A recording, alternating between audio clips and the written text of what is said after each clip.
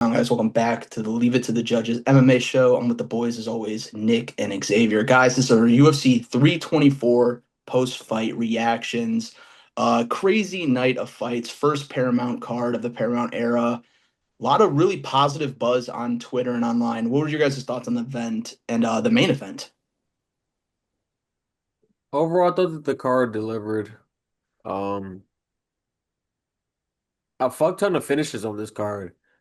We will get to it a little bit later, but I do think that the little new bonuses, the little $25,000 automatic finish bonuses are really gonna like see people kind of turn it up a little bit these days.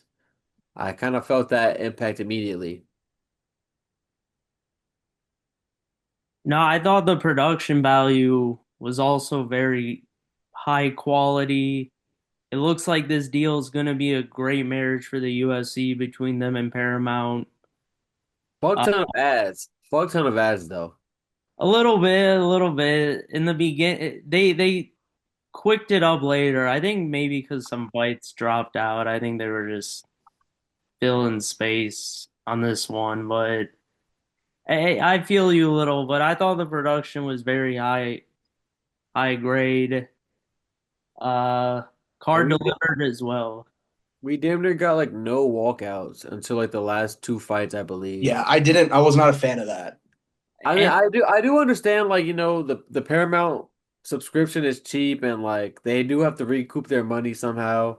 They're gonna damn near rape us with ads. I get it. You know what I mean? I'm not that mad at it, but like I just wish that they would like let us see the actual like walkouts and corner work instead of like killing us with ads the whole time.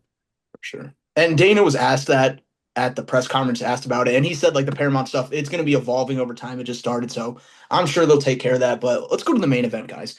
Nick, I'm actually going to start with you. You said you have a lot to say about both sides, but it was a pretty. I mean, it was kind of an ass whooping. That's how it's being labeled online. Justin Gaethje put hands to Patty Pimblin. Not a lot of wrestling or grappling from Patty. Not a lot of leg kicks, just straight boxing from Justin, but it was a war. Gaethje won clearly. Nick, you can start with the breakdown though. I mean, I would like to start with I thought it was a great fight. Easily fight of the night to me. It was just a slobber knocker kind of fight. They were just car crashing into each other and fists were flying. Looking the fight all together, I honestly felt like one poor fight IQ by Patty to just try and do this. This was the only chance I think Justin Gaethje had of winning this fight, and I swear the man still barely pulled it off at times. Let me tell you, throughout this fight, I felt like it was close most of the fight. What gave Gaethje the dub in the end was the power difference and the fact that Patty gassed out for sure. And I thought both of them honestly gassed out like after round two. Basically, it was a decent high pace, but once again from Gaethje, I'm just seeing him slow down a little bit. But Patty just his hands were down a lot the rest of the fight. I mean, Justin like was headhunting so hard and connected on so many punches. Like I like the kicks Patty was using. He was going to the body well, and he had some nice head kicks at times. It just wasn't good enough, but I don't think Patty lost any stock in this fight, really. I thought he gained even more by at least going toe to toe and surviving. He obviously lost. I had it 49-46. But the big moments are what won the rounds for Gaethje. I don't, in terms of the actual numbers, they're like very close each round about. So I thought it was very competitive, pretty good matchmaking. But based on what I saw last night, there's no chance you're telling me that Max versus Oliveira shouldn't be the interim title shot. Based Yeah, on the two that I saw, I think those two, Arm and Ilya easily beat both. Y- Oh yeah, that was kind of like well, what a lot of people were saying. It's like, yeah, it was a great fight, but Ilya like slimes them both out. Like, yeah, it was a great fight, but Xavier, what are your thoughts on what you saw Saturday? I actually completely disagree with Clark's like assessment that they were both like gassed out. Um, I think that Patty like suffered an egregious eye poke, I believe in like round three, and it led to like him getting his ass beat for like 2 minutes. In the replay, like you could clearly see like it's an eye poke. He like falls down to the ground like damn near trying to like protest the eye poke. And then has to basically go into survival mode for 2.5 minutes, bro. And I think that like what he showed in the fourth round, like after like taking that kind of a beating, like I was really impressed with him. I do think Gaethje won the fight, and I'm not gonna say sit here and say he couldn't have won without the eye pokes, but I will say I do think that it was a significant momentum shift in the fight. Um, I thought that the rounds were close, closely contested.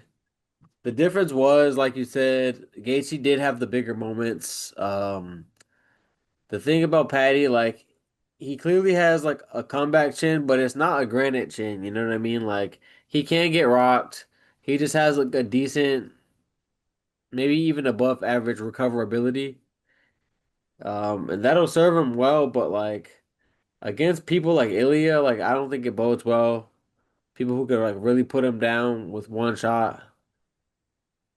Because he's too hittable, man. I also think that he left his biggest skill set, which is his grappling, basically at home. And I think that even Dana White said it in the post-fight press conference, like I didn't really understand his game plan. I didn't think that that was the best game plan for him. Like he was having a lot of success with the leg kicks early. Basically, even I think probably by the end of it, got more leg kicks off than Gaethje in the fight. But I mean, is Gaethje really gonna go down to leg kicks? Like he's been kicking people his whole life. Like his legs are probably like steel rods at this point. Um, I didn't think that Patty he lost a bit of hype, but I don't think he lost that much stock. I mean, I think that real MMA fans know like who Justin Gaethje is and like he still performed well enough where it's like I think he could bounce back from it. He didn't get put out cold, which he very easily could have multiple times throughout this fight. So I think he'll go back to the drawing board and maybe realize like I do need to kind of lean into my grappling more, going forward. I can't just bang it out with the top level guys because if Gaethje could do this, I'm almost certain that Ilya will put his lights out. Yeah, while you were saying that, it just kind of clicked in my head. It reminds me a lot of Darren Till, another Englishman who was kind of rushed to a title shot and then shut down by Tyron Woodley and fell off after. I don't think Paddy's going to be like that at all. I think I get just more dedicated and a better fighter than Darren Till was. But I don't know. That just kind of reminded me of that. Yeah. Like, do you not think they slowed down a little bit? That was my thing. Like I agree with you guys. I don't think Paddy Pimblin's stock and like the fandom and any of that went down, but I do think his stock in terms of getting close to that belt felt a little like he should linger in the top 10, get some fights in there before fighting another Gaethje or like Armin. Facts. Yeah, true. Yeah, the eye poke was a crazy thing because it was like a punch, and like while he was punching, his thumb like hit his eye, and then he fell. It was just really hectic. But yeah, no one talks about that, and I'm Oh, happy you brought it up. I didn't want to be that guy, but I agree with you. It totally shifted, or it gave Gaethje a lot of momentum. I mean, it was bad, but It like was bad, but like and Aspinall would have been on the couch after that shit. Like, you know what I mean? Like, come on, like, and my thing is this, like, on the replay, you can clearly see like it wasn't really a punch landed, and he didn't even look rocked. He clearly like got poked in the eye, protested it a little bit, like, hey, like, what? You're not gonna? Okay, fine. And then went to his back and kind of like, you know what I mean? Like he wasn't rocked in that sequence until on the ground. So it's like, damn. Like Then he took like a beating after that, probably trying to get his eyesight together. You know what I mean? And getting bombed on by Gaethje. Gaethje's a hard hitter, man. I thought Uh, he did get knocked down. Like he missed with the punch, and then like it was like an uppercut or something, right? Yeah, I think like And that's why it was so big because he like covered his eye and then he got hit. or maybe he did, yeah. I mean, I thought he kind of went down in the like just fell back in the like mix because he was already kind of getting pressed to the cage, but I'd have to rewatch it exactly to see. But Why would, yeah, I would just guess that's the second knockdown. I don't remember when the other one, unless it happened later, I don't remember. look, the first knockdown was in the first round. Yeah, yeah. But what? Listen, this is gonna be like a Debbie Downer thing to say, but I saw like a comment and it was very true. The main event for the interim lightweight belt didn't really have like a top 4 or 5 lightweight in there realistically. That's what I said. Absolutely. I mean, no one seems to care because the fight was awesome. People love Gaethje and Patty, but like hardcore MMA fans, what do you guys think? I don't really care. Like I love it. I I just, just I feel like they were just angling for this Patty Ilya fight. yeah. And because of that, because of like that fight basically being basically what they had planned for this event probably, and then Ilya having to like, fuck off for a while, figure his life out a little bit. Um, like I think that that's what got Patty the spot. You know what I mean? And then it's like because Armin's in the doghouse and they're not really trying to do him any favors. They kind of, I think the UFC, whether they would ever admit it or not, really wanted Gaethje to lose this fight, wanted Patty to win, and then so they could unify and have a quote unquote more credible Patty even. You know what I mean? Going into this fight. But Gaethje shut all that shit down. You know what I mean? And he's been doing that throughout his career, man. He's been a prospect killer for a while. They've been kind of trying to like build people's name off of him, and he keeps winning. So I'm not mad at him for what he did. Like he did his damn thing. It's just like I just don't see him being able to beat Ilya. So as good of a story as it would be for him, I just don't see it. Yeah, speaking of that fight, is that fight 100% next for Justin Ilya? He holds the interim belt. Is that fight a lock? I No. mean, if not, if the only thing is like if Ilya, you know, retires, or I mean, not retires, or even just has to like take like even longer absence or something, then you know what I mean? If they get to the position where like it makes sense to strip him for a while, I think Gaethje will defend the belt against someone else. He even said that in the post-fight presser. Like I think maybe Armin at that point would have to get the next shot. For I, sure. I mean, I honestly, if Ilya doesn't fight until when him and Oliveira fight, June, Yeah. he has to get stripped. Like, there's no doubt about it. Like, you can't just sit out a whole year. I think they're going to do Justin versus Ilya at the White House main event. And I know it's like a personal reason, but like, that's unfortunate. That's how it works. Like, we can't keep doing these interim title fights like over and over again. Like, we need look what has happened to the heavyweight division because of that.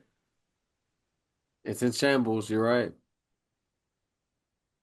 What do you guys think about Ilya Justin at the White House? It seems perfect. You want your biggest star in there, and you have an American champion in the main event. Sick fight. What do you think the under in that fight is for Ilya? One and a half.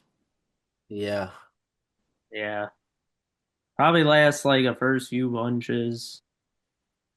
Respect to Gaethje though. I did say I think Gaethje could like last a couple minutes in there. I don't think he's gonna get chinned immediately, but I think he's gonna get chinned within. I would say under 2.5 rounds. I would take under 1.5 is a little. Who knows? Like I mean, Ilya might be a little cautious in there. You know what I mean? But Not for sure. I think that like if that was on the White House, as dope as it would be, America would be going home sad. And I think that the White House card is built more so to like make Americans look good, you know? I don't think Trump would want Americans just getting their asses whooped all over the card. That's true. But speaking of that, let's go to the co-main event. This guy could headline the White House card against Peter Yan here. Sean O'Malley gets a UD decision over Song Yadong. Some people are not too happy about the score. First of all, how did you guys score it? I thought round two was clear for Yadong. I thought round one was pretty decently clear for Sugar Sean. Uh, and then round three was definitely a O'Malley round, so I scored a 29-28 for Sean. I had Sean winning same rounds. All Yeah, right. I mean the to be honest, like I thought it was just a pretty simple fight to judge. Overall, like I thought Sean was just the better striker. He was just more clean with it. And Song was kind of just like leg kicking a lot, which were effective, but that's all he was kind of doing for a lot of the fight. Like I felt like he did not land a lot of headshots on Sean.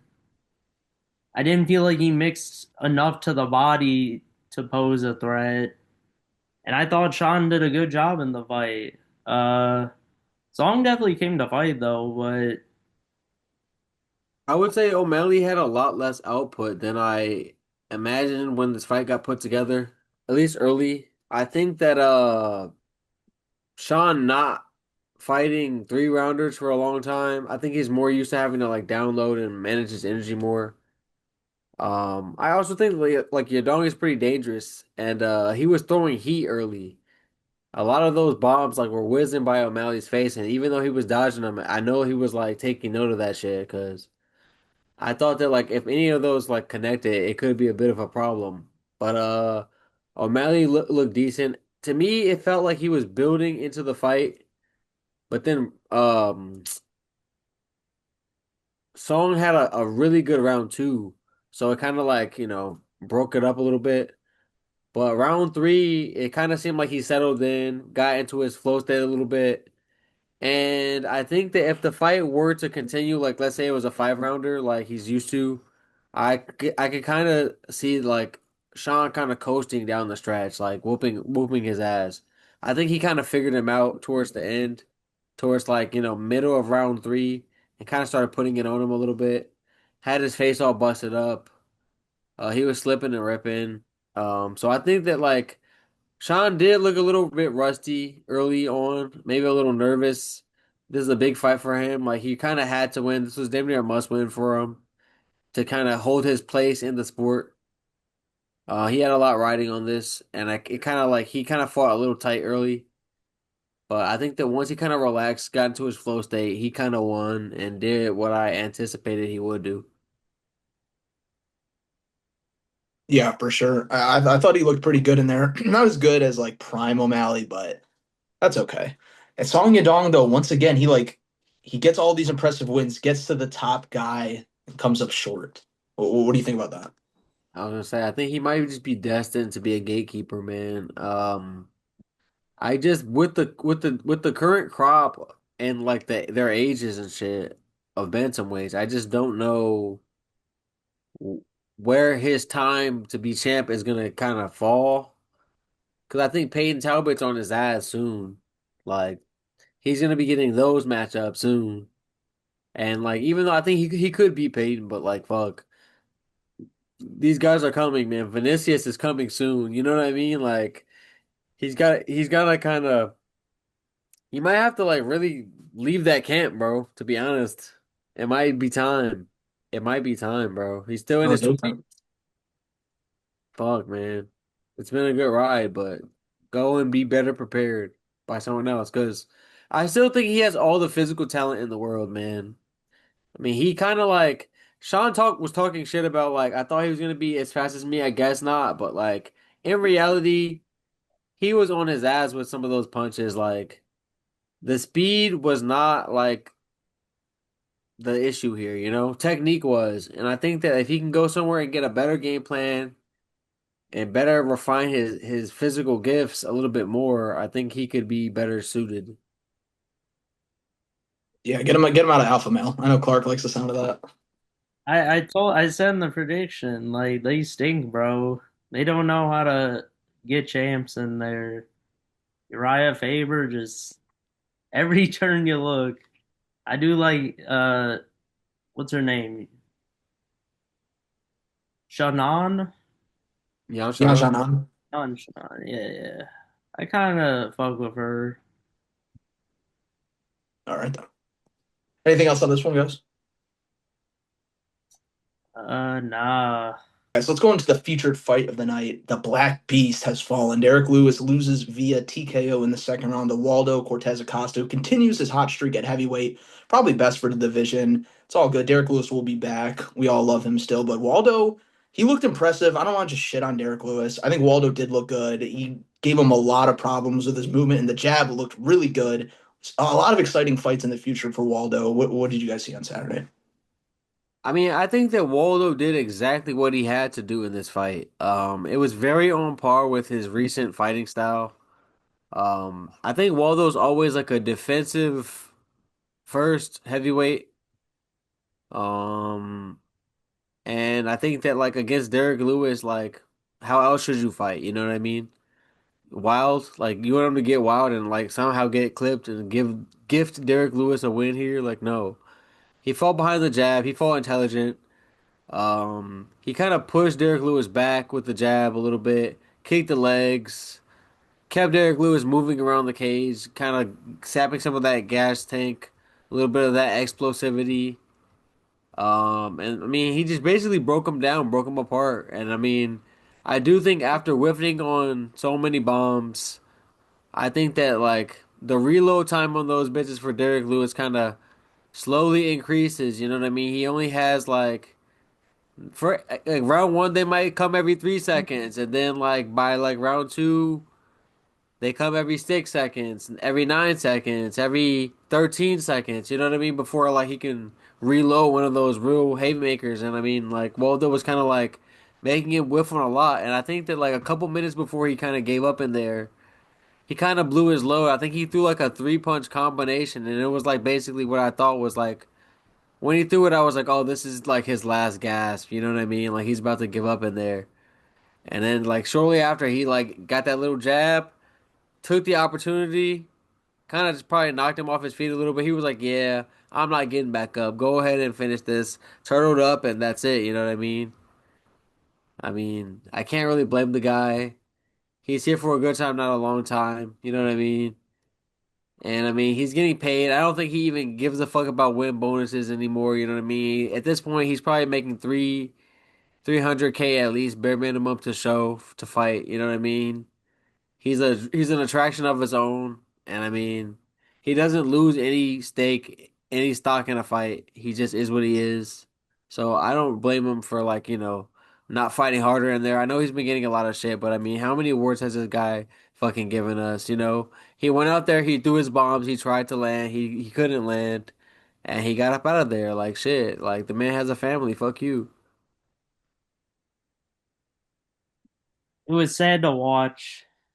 Delu clearly just older.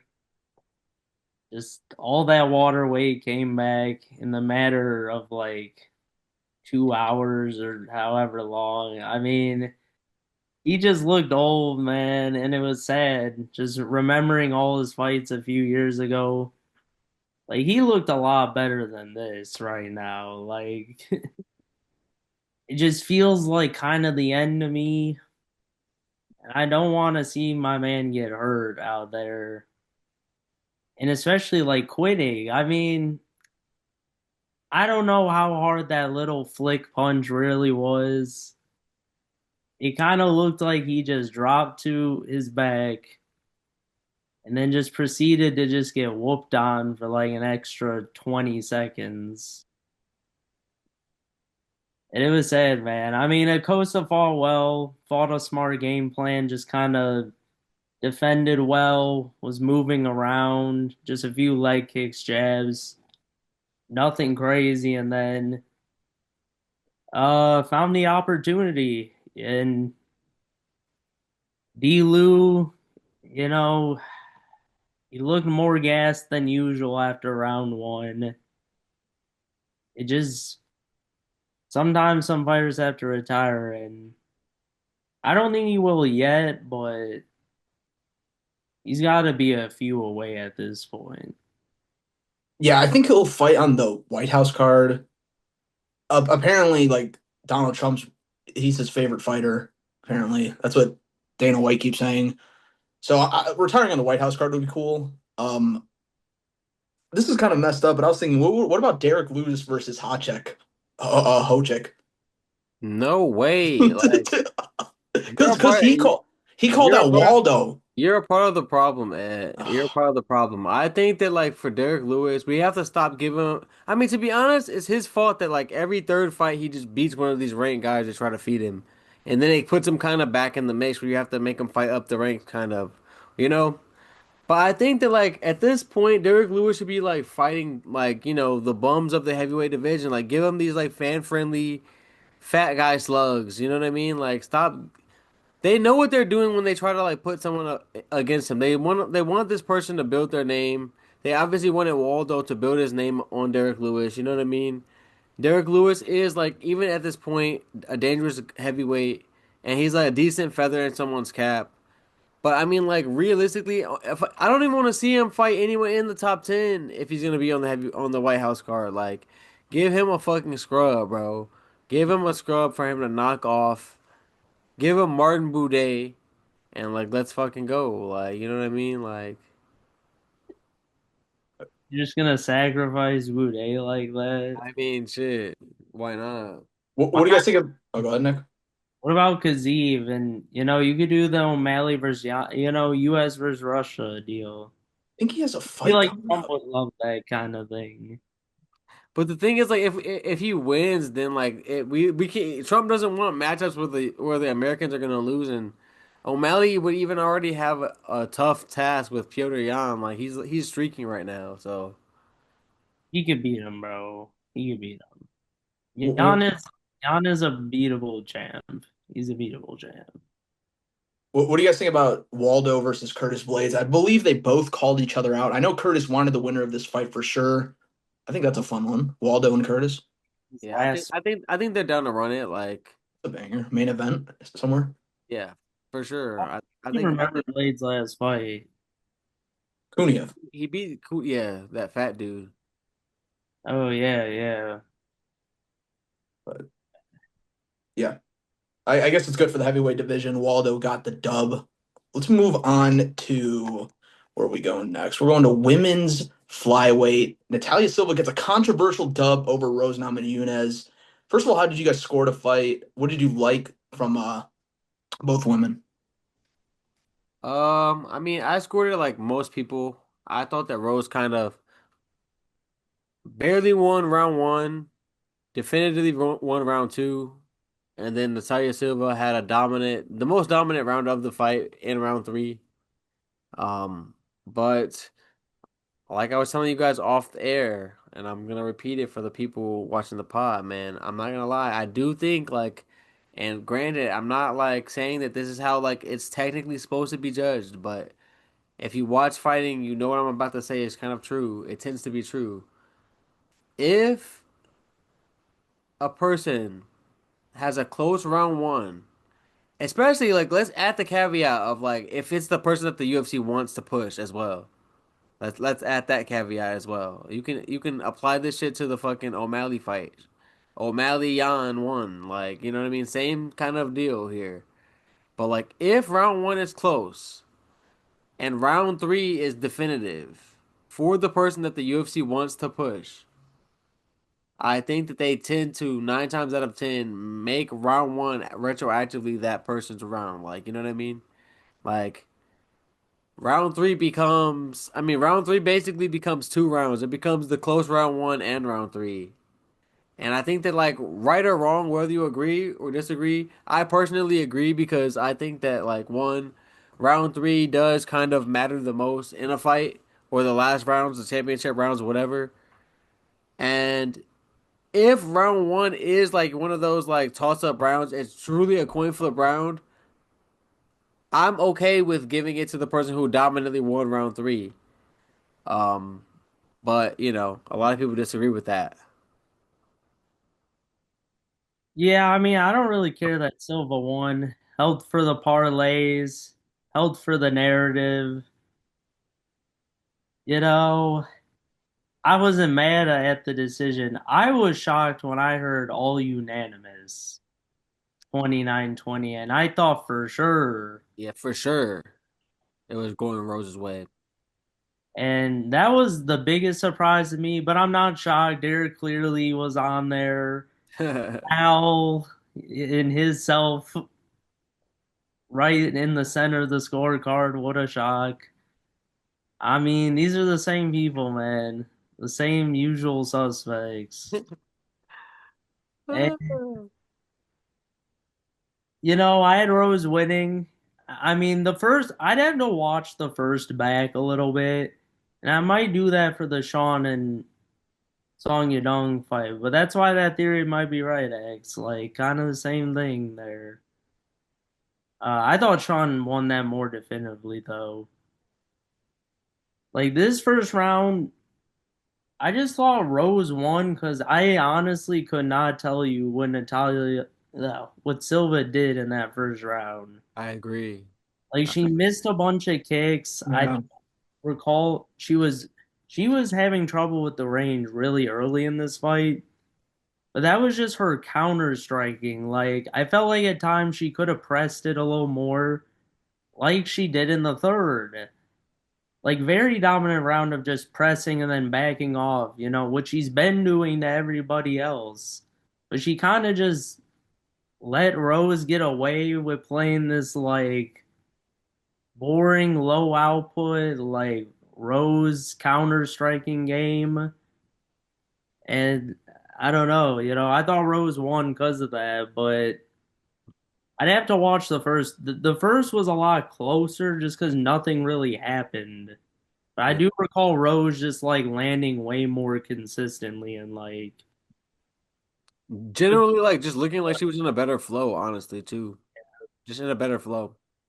yeah, and I couldn't tell you what Silva did that round, honestly. So I had Rose winning. I don't think it's the biggest robbery, but it's the robbery on this card, let me tell you. So, Facts. Yeah. I guess the right woman won for the division. What are your guys' thoughts on her getting a title shot next? Is that a lock, you think? and I that, I I don't think you can give it to her off of that performance. Well, I just don't think that you can give it to her off that performance. I think that a lot of people will have complaints, myself included, if she gets a title shot off that performance. I I just, say she gets like one more redemption fight. You know what I mean, to make it right. well, who would fight? I think I don't know. timing wise, I think it matches up timing wise, and they might just give it to her just cause. I mean, Just cause who else, right? yeah, I know Blanchfield's up there. they could do that. Number one contender shot. shot. I mean, they could just wait for it, but it's like, and I hate when these belts just wait around, bro.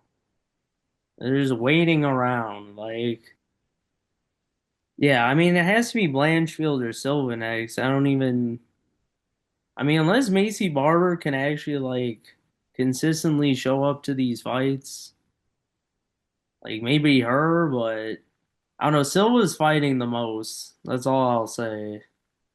That is fair. All right, guys. So let's move on to the opening fight of the main card. Number 10, Gene Silva defeats Arnold Allen by unanimous decision. Crazy fight. Gene Silva was aura farming at the end, surfing on Allen's back. That was crazy. Pretty back and forth fight. I think Allen looked good in there. I liked how patient Gene Silva was compared to previous fights. I think he learned his lesson a little bit. And yeah, I don't think Allen's stock drops at all. Let me take this one, man. My fucking draft pick, my number two draft pick this year in this year's fucking fantasy draft, Gene motherfucking Silva. He didn't get the finish, but against these ranked guys, especially a guy as tough as Arnold Allen, that's gonna be a little tough. We understand that. That's okay. But I think that what we seen early was a downloader John Silva. You know what I mean? I think that he clearly came into this fight and was like, he had a lot riding on this fight. Even though he was the guy fighting up in the ranks, I think that everyone kind of assumed that this was like his story, you know what I mean? How he was doing. Arnold Allen was almost like an afterthought in this fight, unfortunately. No disrespect to him, but you know what I mean? That's just kind of how it felt. This was like a story of where is Gene Silva for real? Is he really gonna have a skid? Did he fall off? Did he get fraud checked by Lopez, or was that like a little setback bump in the road? And is he, is he for real one of the upper echelon featherweights right now? And he answered that question swimmingly. I think that this fight, if it had been a 5 rounder, could have gotten real nasty for Arnold Allen. Um, I think that round one, me and Clark were debating this. I went back and watched it, and maybe, maybe, like I could kind of see your point a little bit more, Clark. But watching it live, I thought that Silva won all 3 rounds. I thought that round one, Arnold Allen was kind of winning because like Silva was being a lot more inactive. Arnold Allen was getting a couple of decent shots off too. But at the end of the round, Gene Silva like cracked him with that elbow. I think it was like an uppercut, then like an elbow combo, and they had like Arnold Allen like really on skates. And I thought that like a moment that big could like on my scorecard at least like that would sway the round like his way. But either way, he comfortably won rounds 2 and 3. Um, anyway, so the 29-28 is fine as well. I think that once he started to get active, the power differential was evident. I think like skill for skill, they were pretty evenly matched in the striking department, but the power, man, I think that like you can't when the skill level is basically evenly matched, and I think that like Gene Silva showed a lot of skills, including like some grappling this fight that he was implementing, a lot of grappling that we haven't seen him use in a lot of these fights, which against a guy as impressive as Arnold Allen, that's pretty impressive. So I'm glad to see him like showing that he is a mixed martial artist, not just a knockout guy. He was like kind of showing some of the other skills today. But overall, I thought that we seen a more patient Silva, a more careful Silva, but still dangerous. I mean, and I think that going forward, I think that he did what he needed to do, even without the finish of reestablishing that he is here to stay and he's coming for that belt. I 100% agree. I added 29-28 for Gene. I thought Gene won. It was a scrap though. From moment one, Arnold Allen was pushing it on him. And I did feel like Gene, and Gene honestly does this in a lot of his fights, I realize. Kind of he's kind of a builder into a fight. Like he builds himself into the fight and doesn't usually come out swinging hard early. And most of his first rounds, I believe he's lost in the past. So Arnold came out strong in the first. I thought was landing good combinations, and his movement was great. He wasn't staying in one spot for Gene. The longer the fight went, though, that movement slowed down slash became more stationary over time because Gene was starting to come in with some nice combos. I thought he had some nice knees at times. I thought the second was somewhat going Arnold's way, but then Gene came on really strong. I thought the last minute and a half, 2 minutes of that round.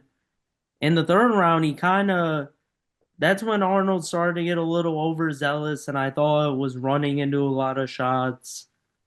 He lost the game plan a little bit, I think, and that's what I don't know if that would have won him the fight, but he needed to do more of what he was doing in the first round instead of getting into the scrap with Gene, and Gene ended up prevailing there.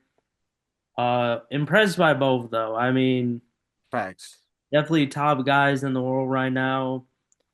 And Gene, this helps the argument of him winning the title. He definitely knocks out Volk from what I've seen, but I do think Evil is a tough matchup personally for him.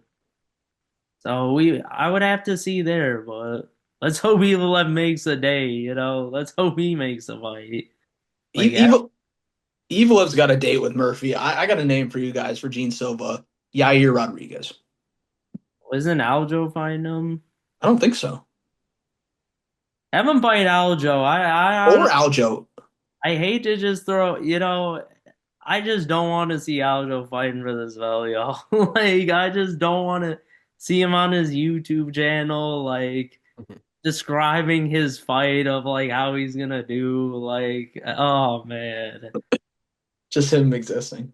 I no, I just like God forbid a guy like gets a little extra stream of income as his career comes to a close, Clark, with his podcasting. God forbid.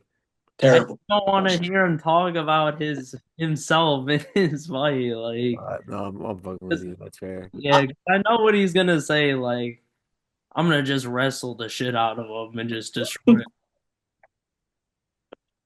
But Well, yeah, have him fight Gene. I don't hate that. yeah, both fights would be good for him to continue to climb the rankings. I think he would get on Yair's ass, to be honest.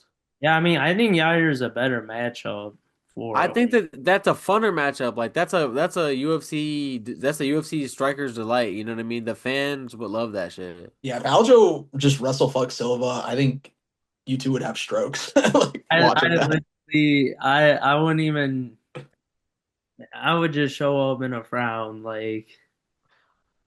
I would be You know livid. what? I'd be happy for Aljo because I do like when he proves me wrong. Because I know Bilal's never gonna do that ever again. So I'm dead. All right.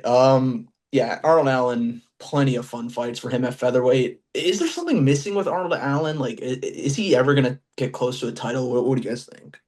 I mean, I think that he's gonna be always right there. It's just kind of like the lack of power, kind of like it hurts him. it hurts him, man. And I think that like he's not as persistent as like a Max. You know what I mean? Max was had way more output. You know what I mean to make up for his lack of pop. I think that Arnold Allen at sometimes like maybe I don't know if it's because he gasses out necessarily. He kind of seems always there, gas tank wise. But I just think that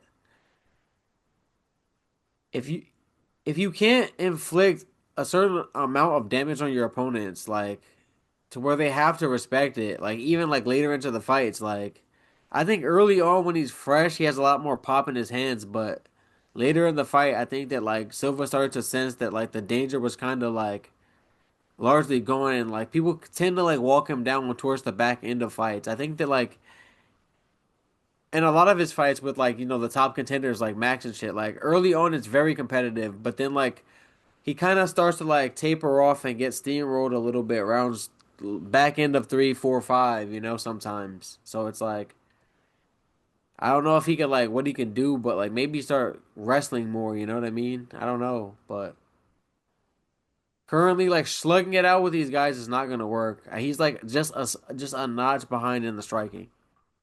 Yeah, he just needs to.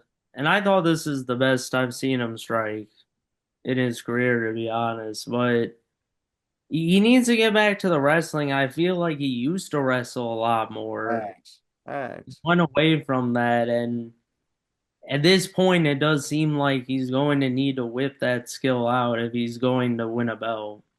He has to. I don't think he can catch up enough on the feet for like particular matchups. Yeah. The key ones that he's gonna need to get a title. Yeah, I think you guys nailed it on the head. That's everything for the main card, guys. Let's move on to the prelims. We'll just start at the top here. My first overall draft pick, Umar Nurmagomedov, beats DJ Figueiredo by unanimous decision. It seemed pretty easy. Figgy had his moments, but people are not happy with Umar's performance. They think he should have went out there and kind of steamrolled him. I kind of agree. I was looking for a finish here, but he got a dominant dub. What are you guys' thoughts on it? I think people are sleeping on Figgy, man. I think that first of all, Figgy like missed weight by like 2 pounds, and he kind of looked big in there, man. He kind of looked like thick as hell in there. No Diddy. Um, I think that it was damn near probably a calculated weight miss. You know what I mean? I thought that he looked pretty bulky in there. I think that people sleep on how hard Figgy is to sub. I mean, and it's not like Umar has like one shot knockout power, so I don't really know what you wanted from him. I mean, he's always like a defensive first fighter in there. I thought that he was handily winning. I know that you would kind of want him to look more impressive, but like sometimes people have to like really realize like these fighters have different amounts of shit to lose. You know what I mean? Like Umar stock, if he loses to Figgy right now at this stage in the game, no disrespect to Figgy, would be like that's a massive hit. You know what I mean? And it's not like Figgy can't crack in there. You know what I mean? So it's like Figgy is a skilled guy and a dangerous guy, and like disproportionate to the public perception of him currently. And I think that we all can agree that his best days are definitely behind him. But I think that because like basically like when you look at these odds, like yeah, that would suggest maybe Umar would steamroll him. But like damn, like imagine he gets fucking boomed by Figgy accidentally doing too much. And then what conversation are we having? You know what I mean? So like I'm gonna cut him a little slack.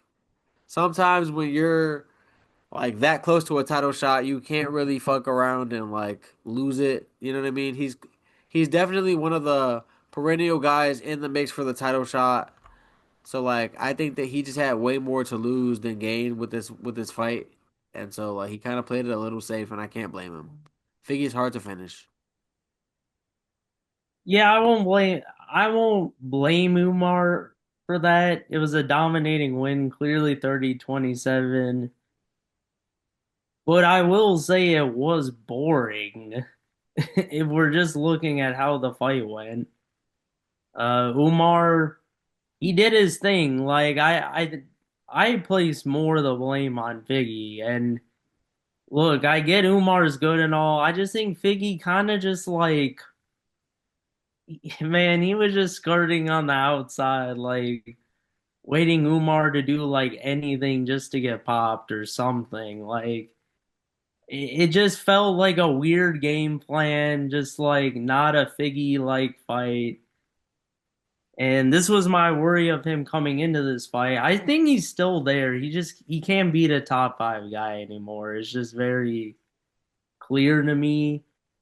Like but I will say this about Umar's performance. As dominating as it just was, he might have lost the title shot over O'Malley. That's a good Facts. point. That is a good point. Or Facts. I mean, or some fans will be like, look what Sanhagen did to him. And I get Umar beat Sanhagen, but I'm just saying that was just a recent fight, and look what Sanhagen did to him, and look what Umar did. Facts. And I don't blame Umar for like not going for a bunch of subs or whatever. It just was one of the fights were so good. It was just unfortunate his was probably like kind of the stinker fight of the night. Facts. There were so many finishes on the card. Like the people didn't want to see what he was gonna do anyway, to be honest. Yeah. But impressive win. I mean, dominated the fight. No, Facts. I was happy with the performance, and I'm cool if he gets another one before he gets the title shot. I think he's up for it also. But anything else? What else on the prelims you guys want to cover? Bunch of crazy stuff. How about the Gutierrez fight, maybe? Hey, yeah, I thought Gutierrez fought well. Like he loses the like can knock out anybody. He kind of can. I thought Pulev had a good chin at times. Like some of the shots he was taking, I thought he. I was praying for his fam. Like I said, like I just saw some of those shots like just nail him, and like he would fall down or he got clipped a bunch. Like the head animation was just going back and forth. Um, but as the fight went along, I thought he definitely like was defending well. Like he made Gutierrez miss a lot. Like Gutierrez, this is what I'll say. He got the kicks late in the fight, the nice body kicks in finally. But he needs to start doing some of that stuff earlier because it was very clear he was spamming the one like Knockout punch. yeah, and it was just like sometimes he was missing clearly. I think that might have been more of a like footwork thing. Like I don't think he was like in the right position to make the move and he just like whiffed.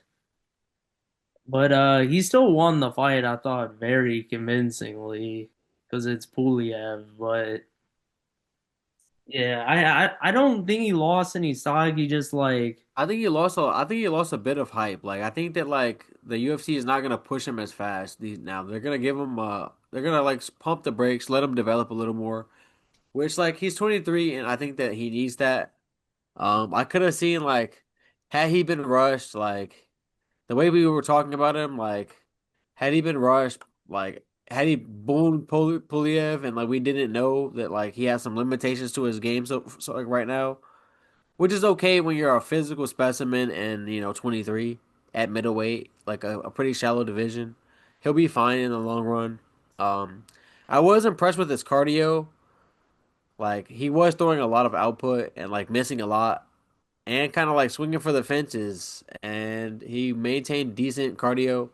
I was a little bit concerned at some moments that he was gonna gas out, but he stayed composed and pretty defensively sound. Didn't get too sloppy. So I was impressed with that at least. But I mean, yeah, this is like a pump the brakes kind of fight for him. Definitely. Yeah, I don't think he lost his stock at all. I mean, he lost a little, but like he's still one of the top prospects in the UFC easily. Shout out Krulov's back. He got a interesting dub over, or he got a last second dub over Bukauskas. I forgot it was a knockout. yeah, he looked like shit, bro. He just threw a bunch of like little leg kicks out. Like Bukakis pulled the Silva like the whole fight. Like he was just standing there, like allowing Krylov to get away with these weak ass leg kicks at range. It was a dog shit performance. I'm not gonna lie. And then like it was a nice TKO, I'll give him that. But outside of that, it was like I know Krylov's still about to get chinned his next like three fights. Or No. Facts. And speaking of chin, like shout out a fight that didn't even need to. He didn't like Josh Hockett didn't even need to touch Freeman to finish him. He just needs to flip him the bird, baby. Flip him the bird, and that's a TKO. Like Josh Hockey looked amazing.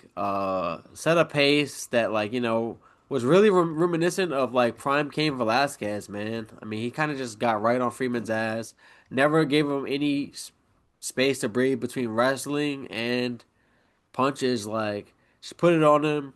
Um, and if Hockey can maintain that level of pressure going forward, like I think that like a lot of these ranked heavyweights are in trouble this year, man. Took no damage, literally took no strikes on Tapology, like took no strikes like on paper, and got the last second first round finish via middle finger. So shout outs to him. You went crazy on the mic after. You had a lot to say. Hey that man, hey, I fuck with Brittany Griner. Let me just say, man, shout out BG, man. Fuck what he's got going with that, but that shit was funny. I'm not gonna lie. shit was crazy. Uh, Ty Miller's knockout was absolutely that was an insane knockout. He's Definitely a kid to watch. Um, yeah, but I think that about does it. Charles Johnson is a fraud. I didn't want to talk about it. He's a fraud, but it's okay. We gotta wrap this video up. But he's a fraud. Just we will address that later in a fantasy video. Yeah, I ripped one of my draft picks. Well, it's not over yet. Screw Alex Perez for missing weight also. Facts. But yeah, next week, guys, we got UFC 325 already back-to-back pay-per-views, so that's super exciting. We'll have a preview out for that very soon. Please check that out. Go check out our fantasy video. We did a fantasy draft for 2026. It was a great video. Please check out the TikTok, and we'll see you in the next one. Peace. Peace.